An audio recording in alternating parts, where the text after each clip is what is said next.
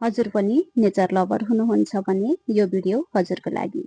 High everyone, it's me सुधा र म आज हजुरहरूलाई एकदम प्राकृतिक, शान्त र रमणीय ठाउँमा लिएर जाँदैछु। यो हो चितवन नेसनल पार्कभित्र रहेको क्यानोइङ र यहाँ जानको लागि हामीले सौराहा बजार पुगेपछि त्यहाँ रहेको ट्राभल एन्ड टुरको अफिसबाट क्यानोइङ बुक गर्न सक्दछौँ। त्यसपछि उहाँहरूले जिपको माध्यमबाट यस क्यानोइङ गर्ने ठाउँसम्म लगिदिनुहुन्छ। फाइनली चाहिँ हामी क्यानोइङ गर्नलाई ढुङ्गा भएको ठाउँमा आइपुग्यौँ। अब यही ढुङ्गामा जाने हो। गाड्दै बोट्दै आउनुभयो। चितवनमा घर छ। बिदा भएपछि के काम छ र? सौरातिर आयो। कहिले हात्ती चढ्यो, कहिले ढुङ्गा चढ्यो। यस्तै छ। आज पानीमा हात खेलाउन पाइएन। अब यस्तो कस्तो गोही ठुलो है। तर लाइफ ज्याकेट पनि दिनु पर्ने हजुरहरूले। म त त्यही भन्ने थिएँ। यहाँ पनि रहेछ गोही। कता गयो?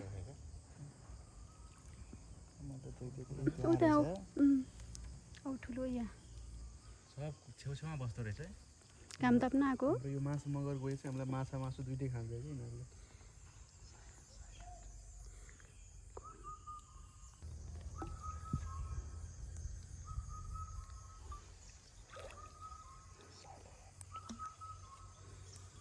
गोही त्यो लामो चुच्चो भएको यसले मान्छे खाँदै खाँदैन।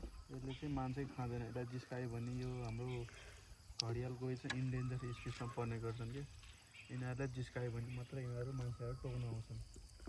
मान्छेहरू टोकेर यिनीहरू मारिदिने काम पनि गर्छ। यिनीहरूलाई खाने किङफिसर माछा खाने प्रजातिको चरा। माछा खाने प्रजातिको चरा। ल यही हो। व्हाइट थ्रोटेड किङफिसर भन्छ। उड्यो। ब्लू बर्ड कहाँ पुग्यो? के चरा हो यो? यो पनि त्यही हो। उड्यो। ढल्क्यो ढल्क्यो।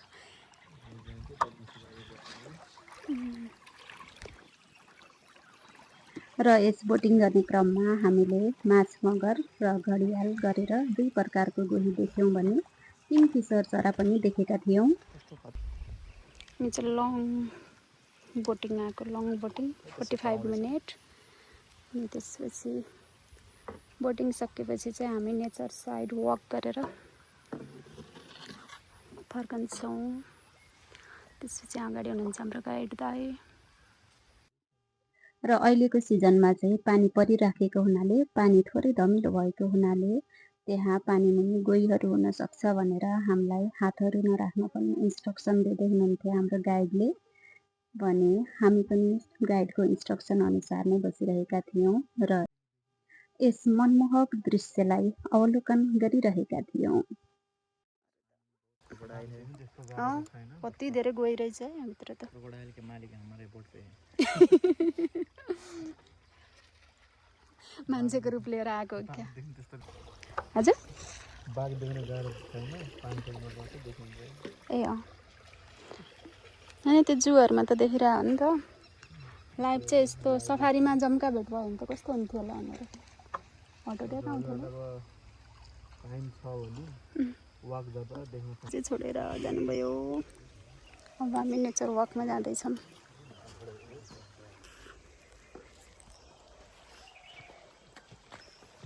बोटिङमा आउनु ठाउँ चाहिँ यति हो। 45 मिनट।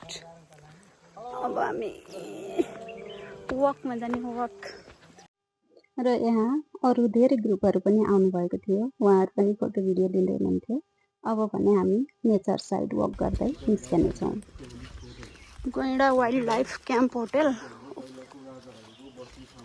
ए राजाहरूको हन्टिङ सेन्टर।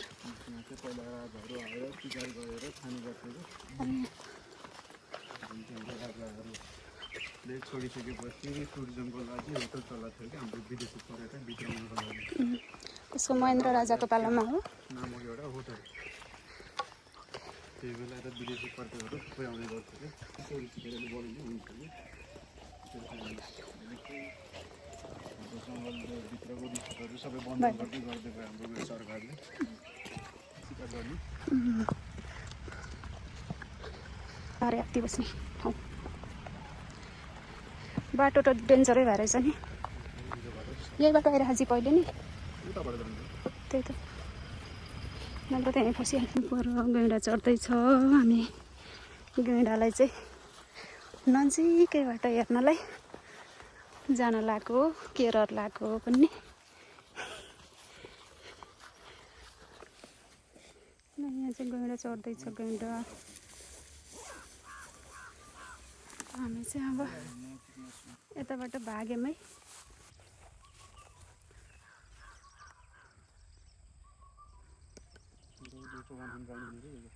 नेपालमा मात्र पाइने गैँडा यो त त्यहाँ होइन हस्पिटल भएको चिकनको फर्स्ट वन्यजन्तुहरूको हस्पिटल मलाई सोच्नु परेको थियो कि त्यो 100 वर्ष बोक्नु थियो कि